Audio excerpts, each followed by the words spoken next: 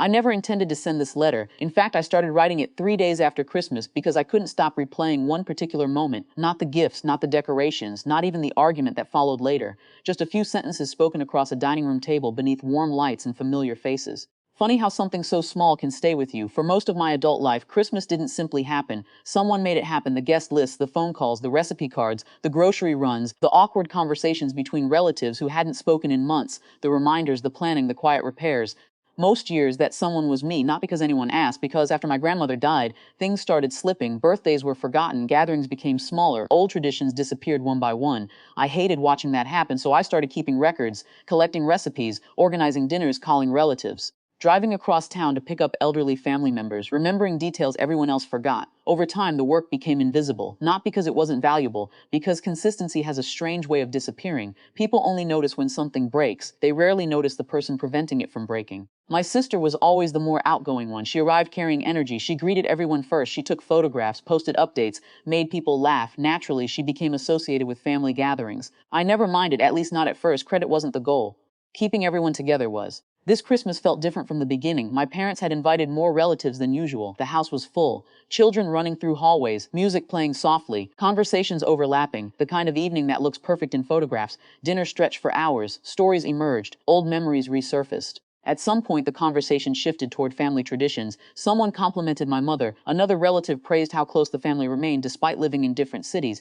Then an aunt smiled toward my sister. We're lucky she keeps all this alive. My sister smiled back modestly at first. But she didn't correct it. Another relative agreed, then another. Soon several people were talking about how much effort she put into preserving family traditions. My parents nodded. My mother even added a story I remembered differently. I sat quietly waiting. Surely someone would mention the phone calls.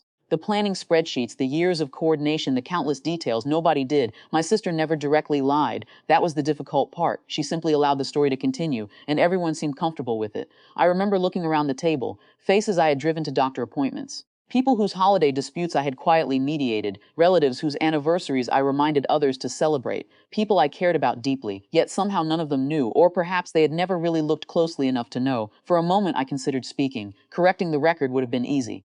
A few sentences, a clarification. Instead, I stayed silent. The conversation moved on, but something inside me didn't. An hour later, dessert arrived. Coffee was poured. The evening softened. Then my great-aunt Evelyn spoke. At 91, she was the oldest person in the room, and probably the most respected. Her memory wasn't perfect anymore, but when she chose to say something, people listened. She looked around the table thoughtfully, then she smiled. You know, she said, this family almost stopped gathering after Margaret's surgery years ago. The room quieted. Several people nodded.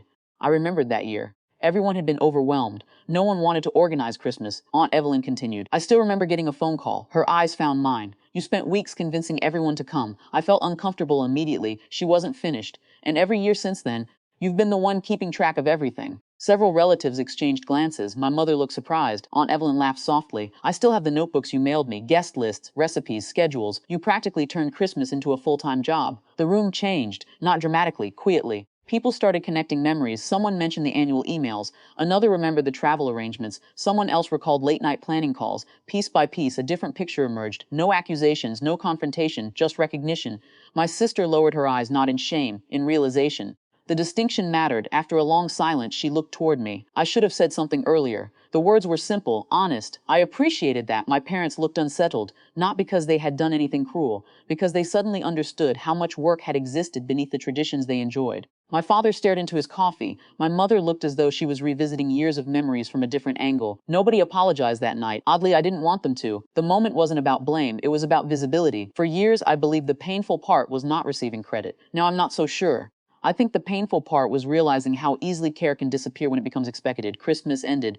People went home. Life moved forward, yet something changed. The following week, relatives began calling, not to thank me, not exactly, mostly to ask questions, to understand things they had never noticed before. And that's why I'm writing this, because recognition arrived, but it brought an uncomfortable thought with it. Why do we wait until someone's contribution is questioned before we become curious about it? I don't know the answer.